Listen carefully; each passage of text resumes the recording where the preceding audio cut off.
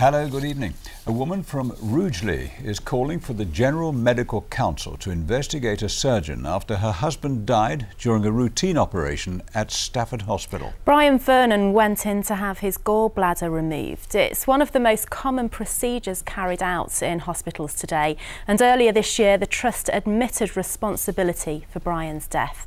Callum Watkinson has been speaking to his widow.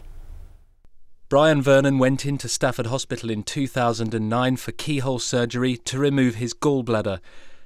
He was due home the day after the common procedure, but it killed him. His family are stunned by their loss. It was just routine, and then we kept phoning to see if he'd come out of the theatre. Just terrifying. My daughter and I were just so shocked. And there was nothing, they didn't tell us anything. Nothing at all. Brian was airlifted to the Queen Elizabeth Hospital in Birmingham, where doctors gave his family a stark assessment of the work of their colleagues in Stafford. We was told at Birmingham Hospital that there wasn't much chance that he was going to live, and they explained to me what had happened, how bad the operation was, and how serious it was. It was one of the worst operations he'd seen. And it came as real shock to think that nothing could be done for Brian. The gallbladder sits in the abdomen between the liver and the pancreas and helps the body digest fat.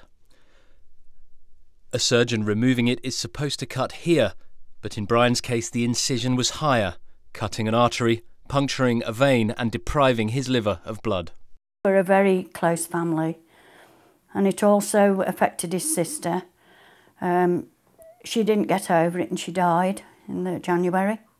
Mid Staffordshire NHS Trust declined our request for an interview about Brian Vernon, saying only that following a detailed investigation, both parties had reached an agreement in relation to this claim, and they have.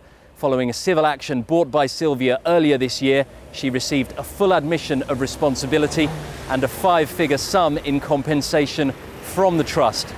But she now wants the General Medical Council to examine the conduct of the individual surgeon. Callum Watkinson in Stafford for Central Tonight.